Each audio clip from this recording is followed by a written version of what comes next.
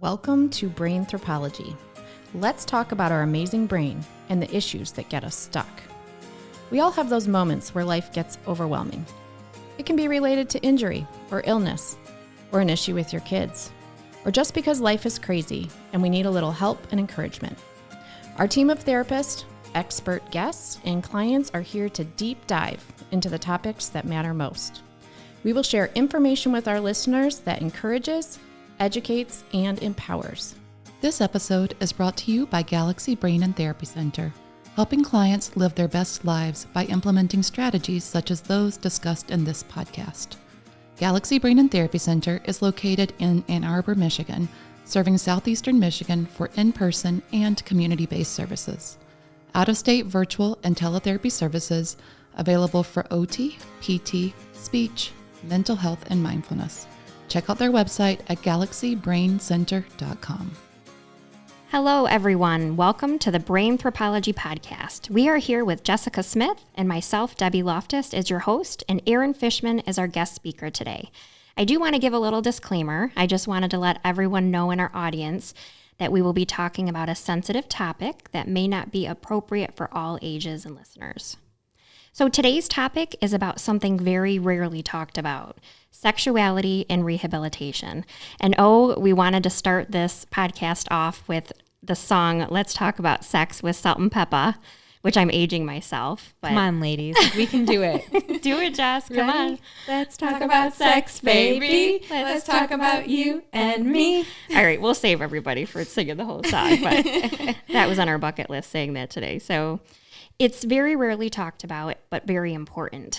So before we get started, as always, we like to encourage people to start their day off with gratitude. And one way to do that is finding a personal or professional positive. So Erin, why don't you tell us a positive today? Sure.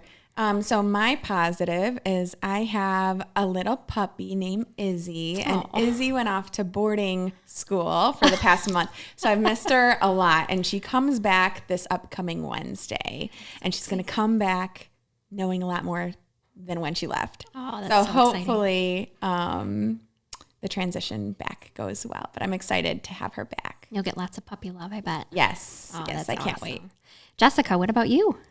My positive is just my village that I have. My mom has been amazing watching my kiddos when I need it.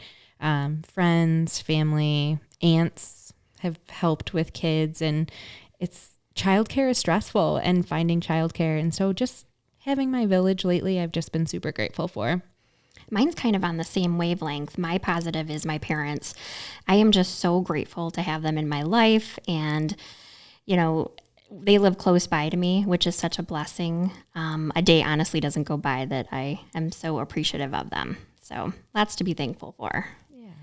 All right, so let's introduce today's guest speaker, Erin Fishman. Erin is a board-certified occupational therapist and certified brain injury specialist. She's in the final stages of obtaining her Ph.D. in occupational therapy, and she has a passion for addressing sexuality in the rehabilitation setting.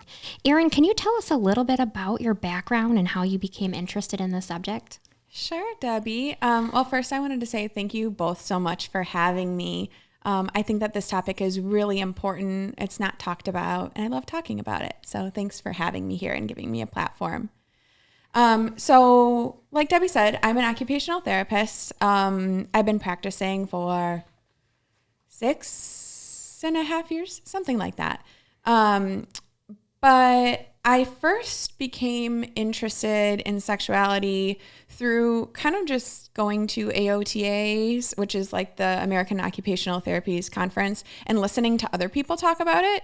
My exposure to addressing sexuality in rehab was really limited in OT school. So we got like a little bit on like spinal cord injury and sexuality and how like physiological sexual function can change after that. But I think that OT has a lot more to offer to all populations across the lifespan than just that little sect, you know? Sure. So I thought it was interesting, and not a lot of people were talking about it. So I wanted to listen to what other experts had to say. And I thought it was clear that there is a gap in both research and practice when it comes to addressing sexuality. Yet it's so important for a lot of people's lives. And it's an area that's often affected after traumatic brain injury or after any disability or mental health condition. So I became interested in it because I saw a need. And ultimately, I think a lot of people have the perception that occupational therapists facilitate doing, right? So someone's ability to do something, participate in something, maybe be more independent in something. But there's a concept in occupational therapy and occupational science, a field that closely related to OT, sure, called belonging. So I think that occupational therapists have a big opportunity to facilitate like a sense of belonging and connectedness after an injury, a disability, or a condition, which is, I think, something that a lot of people lack after something happens to them, is a lack of connection with other people and an increased sense of loneliness. I think that's why I'm so interested in it, is because it's a way to facilitate connection amongst people, which is, a lot of people would argue, way more important than, being independent in something. Yeah. Did anyone inspire you in this category? Yeah. So at AOTA, Dr. Catherine Ellis is typically who I would go to her lectures and listen to. So she had a lot of great education about how to start conversations in rehab, particularly because it can be a sensitive topic for someone. So as soon as I learned those skills, I started applying them in my own practice.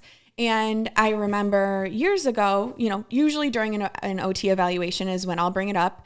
Hey, occupational therapists, oftentimes after an injury or after a disability, it can change the way that people do things or make it harder to do things. Occupational therapists can help you learn different ways to do things or practice doing the things you want to do. One of those things is sexual activity. If you have any questions or concerns or want more information about that, I can, give that to you. And I remember I had a gentleman, after I gave him that whole spiel, said, after my traumatic brain injury, my relationship with my wife had changed. Our dynamic has changed. I feel like I can't contribute to the relationship the way that I used to contribute to the relationship. It's harder to do things. I feel like she has to take care of me more. And he wanted to change that. And so, I remember he made a comment that has stuck with me throughout my career.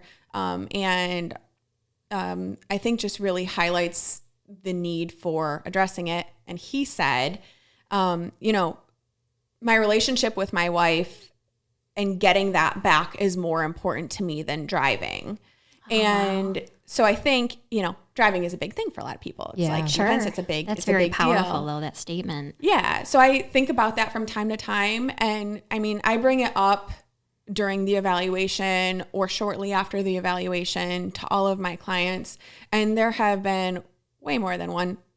A lot of them have, wanted to talk up more about it and their concerns because it was something that had changed after their injury. But they didn't necessarily have a platform to do so before then. Right. Yeah. Right. Exactly. So I think that a lot of times providers think that, if this is a concern, then the client or the patient will bring it up to me. And research shows that a lot of clients and patients are not bringing it up because they're waiting to be asked those questions. Sure. So we've come into a problem where no one's really bringing it up. And that's kind of a part of societal stigma attached to the conversation of sex and sexuality, especially in the context of a professional setting, a healthcare setting, or what have you. Very interesting. So if we start with the basics, how would you define what is sexuality? Sure. So I think when a lot of people think about sexuality, they think about it in terms of sexual orientation. So what gender or sexes you're interested in. And then perhaps maybe physiological sexual function. But I wanted to highlight that the meaning of sexuality extends beyond these two ideas or terms. I like the World Health Organization's definition of sexuality, and they define it as sexuality encompasses sex, gender identities and roles, sexual orientation, eroticism, pleasure, intimacy, and reproduction. So sexuality is a central aspect of being human and can influence how we see ourselves and our identities. So it's really a constellation and a collection of concepts and ideas that comprise sexuality. And that's so important, especially from an OT perspective. So I also hear the term sexual health. How would you describe the difference between sexuality and sexual health? So how would you define that? Sure. So I'm also going to use the World Health Organization's definition here. So sexual health is a state of physical, emotional, mental, and social well-being in relation to sexuality. It is not merely the absence of a disease, dysfunction, or infirmity. So sexual health has a variety of components, right? There's physical components, there's emotional, mental, and social components. What I really like about this definition is having good sexual health does not just mean not having a condition that affects sexual health or a dysfunction of sexual health. Having good sexual health means thriving in your sexual identity, thriving in your sexual activity, thriving in your relationships. So that is what having good sexual health means. So I do want to mention that addressing sexual health requires a positive and respectful approach to sexuality and sexual relationships, as well as the possibility of having pleasurable and safe sexual experiences free of coercion, discrimination, and violence. So that is also a component of sexual health, is being safe, giving mutual consent. All of those are very important for maintaining good sexual health. Thank you. That's super helpful. So can we talk about what is OT's role in sexuality? It's really more than just sex, right? So walk us through occupational therapist's role in all of this. Sure. So occupational therapists do a variety of things for all populations. Those things could include the provision of education. It also includes assessment and intervention. So assessment is like gathering information about someone's occupational concerns, things that they'd like to address in OT. And intervention means the strategies and activities that occupational therapists implement to help facilitate or change something, to make some positive change in their life. So those are kind of occupational therapists' domain. As far as addressing sexuality specifically, for occupational therapists that are listening, we are all skilled in activity analysis, right? So what activity analysis is it's understanding the components of an activity, understanding the skills that you need to perform the activity, understanding the supports that could be implemented, and also understanding the barriers to performance. So what could be getting in the way of someone doing this activity? So that same principle can be applied to relationships, and it can also be applied to sex or sexual activity. So when we are addressing sexual activity or participation in relationships, it's important to understand, first, what are we exactly talking about? Are we talking about sex? Are we talking about intimacy, which is different than sex? Are we talking about sexual expression? Are we talking about reproduction and safe sex and pregnant and family planning? So what are we exactly talking about? So it's important to narrow in on that concept and what the goal is. And it's also important to have a reciprocal conversation with our client or patient about what the barrier is to that. Is the barrier reduced sexual desire? Is it body image? Is it reduced communication? Is it emotional regulation? What is the barrier? Is it pain? I mean, it could be a whole host of things. So occupational therapists are skilled in working with the client to identify what exactly is the problem, and then what are the barriers to performing whatever they're trying to do, or being a contributing partner in the relationship. And I think it's interesting because the company I work for, it's on our evaluation to ask about it. And we all work for the same company. But I think initially when I would ask about it, I thought I had to know everything about sex, and I don't, right? Like, people experience it differently. And so I found the big tool is just talking, opening up that page for people to have that conversation. And when you say like activity analysis and break it down, like ask them what it looks like for them, right? And if they're comfortable talking about it with you, you will be shocked at really how much you can help them just with your knowledge as an occupational therapist to say, hey, how can we make things different? How can we make it more enjoyable or have you feel more competent? Yeah, absolutely. I think that a lot of times both clinicians and clients think that, oh, this is for like my urologist to address. This is for my OBGYN to address. When in reality, this is it's a responsibility and it's a duty of all clinicians, physicians, speech therapists, PT, OT, rec therapy. I mean, you name it, to start a conversation about this, because then once the concern is brought to a provider's attention, that provider can address it just by having a conversation about it and getting information. And then if they don't know how to address something, then they can find a support or make a referral to a discipline who does address that area. So I think it's important that the onus should not be on the client or the patient to bring up their concern. It should be asked about, and really all clinicians should be asking about it or gathering information on it and at least starting to get the ball rolling. I think that's a key takeaway, in that even though there might be OTs that aren't proficient in this, this topic, that we know how to get resources and we know how to send people the right way to get the resources they need. So part of the reason, Erin, that we had you on the podcast is you are doing an amazing study, which I know you can't give us all the results, but I would love to hear about your study and how it relates to this, because it does involve occupational therapy and how people relate after their accident related to sexual health. So I would love to hear more about that. Sure. So I, even before my, Ph.D. and I had an interest in addressing sexuality in rehab.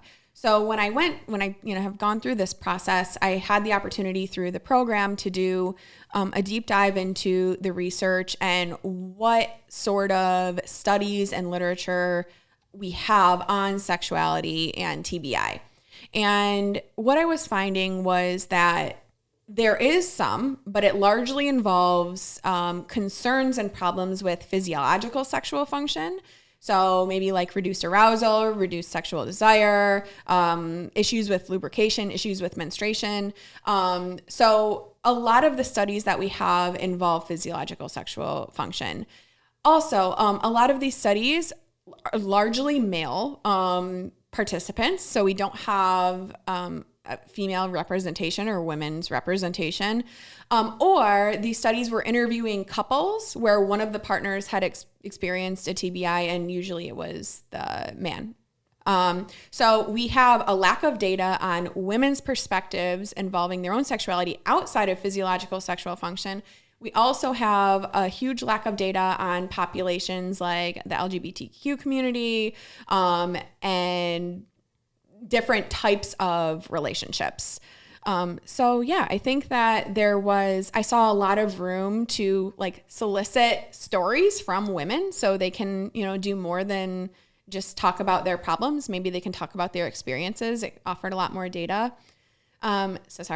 Roundabout way of getting to my study. So I saw a need for it. So what my study involved was recruiting 8 women who had mild traumatic brain injury, or they sustained 1 or more concussions. A lot of times the diagnosis of post-concussive syndrome is used. So I found 8 women who wanted to participate in a lengthy interview with me, where I have asked them questions about like what intimacy meant to them after their injury. So they talked about how it changed. They talked about roles. They talked about like why intimacy was important to them after their injury.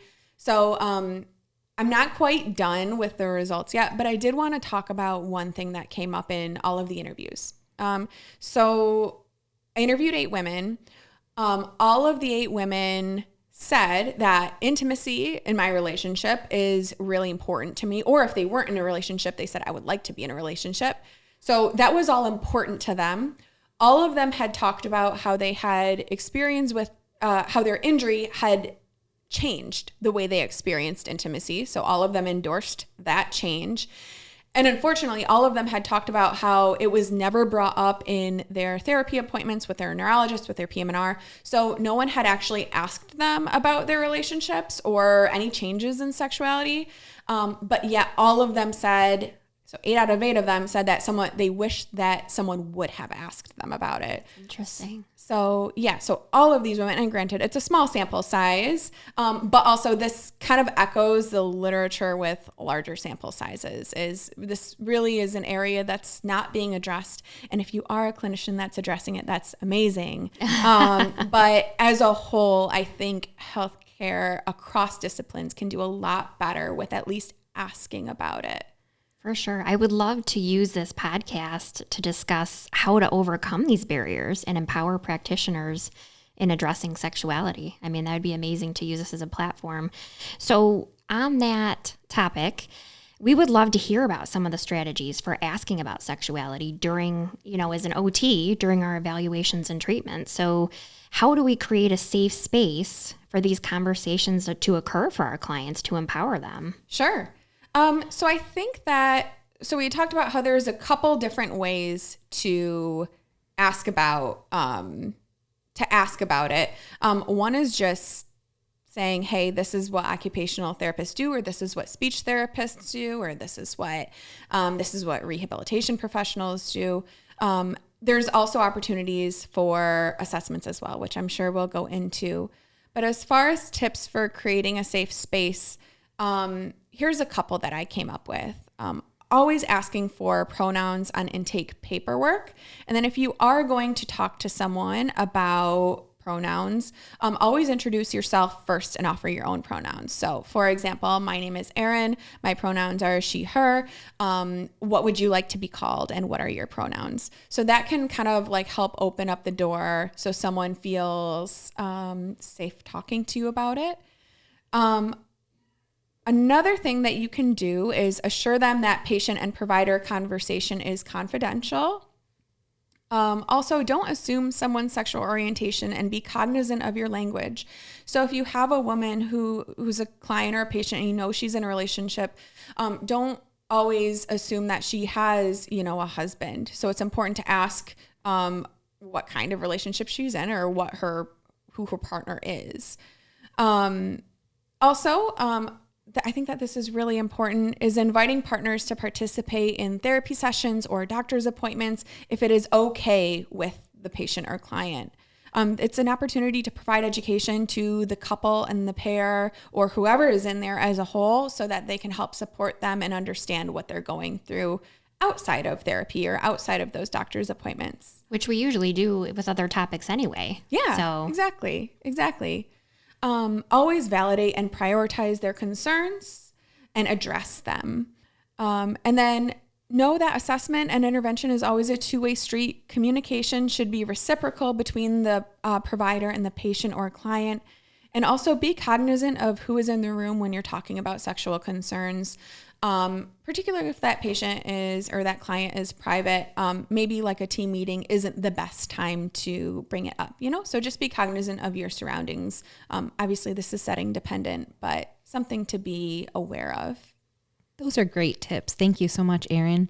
You mentioned assessments. So have you found good assessments for sexuality-related topics? Sure.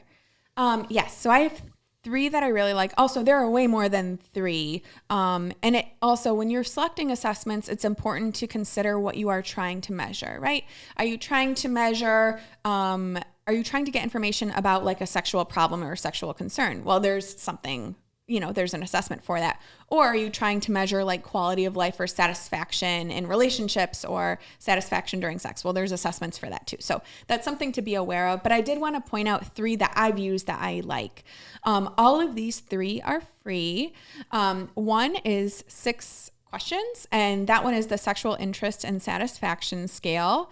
Another one, which is a little longer, 20 questions. It's the Brain Injury Questionnaire of Sexuality. If you're specifically working with someone with either a traumatic brain injury or a stroke, an acquired brain injury. And then the last one that I really like, and I would say that this one is more appropriate if one of the goals is addressing like a sexual concern. And this one is the Occupational Performance Inventory of Sexuality and Intimacy. This one's much longer. It's 141 items, and it should be administered by a clinician. But this can kind of provide, if someone's like chief complaint is a sexual concern, this is probably one that I would go to get like a bigger picture of what's actually going on. But they're all free, and you can look them up and use them. Yeah, and we will put this in the show notes as well. So as therapists, when we use these assessments, I just want to let listeners know, if you're not familiar, if you haven't been to an OT evaluation, we use these evaluations to really hone in on what goals the client wants to work on. So, it really gives us a good idea and paints a picture on what the focus of therapy should be, and that it's client-centered. So we're not making up goals for you. We want you to be incorporated in the process. Right. So those are great. And like I said, we'll have those in the show notes. So what other support systems and resources are there? This is, every podcast to me, this is the most important part. So people can leave with tangible resources and free information. So, with this topic, what would you say the best resources that you have found are that exist to help people navigate this topic? Sure. So for both clinicians and clients or patients or the general public, I really like OT After Dark, which is a free podcast, and The Hookup, which is also another free podcast. Those are easy ways to listen to people's stories and kind of get a better understanding of, specific interest areas. There's also, I really like, there's an agency called Concussions that is specific to women who have sustained one or more concussions.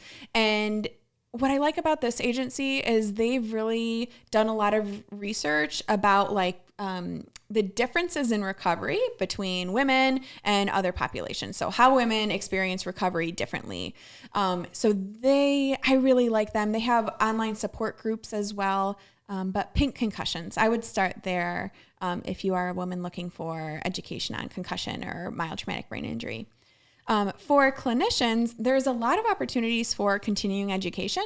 You can, AOTA, if you're an OT, has a ton.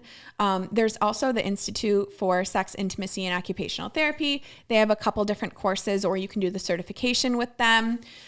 There's also continuing education through the American Association of Sexuality Educators, Counselors, and Therapists.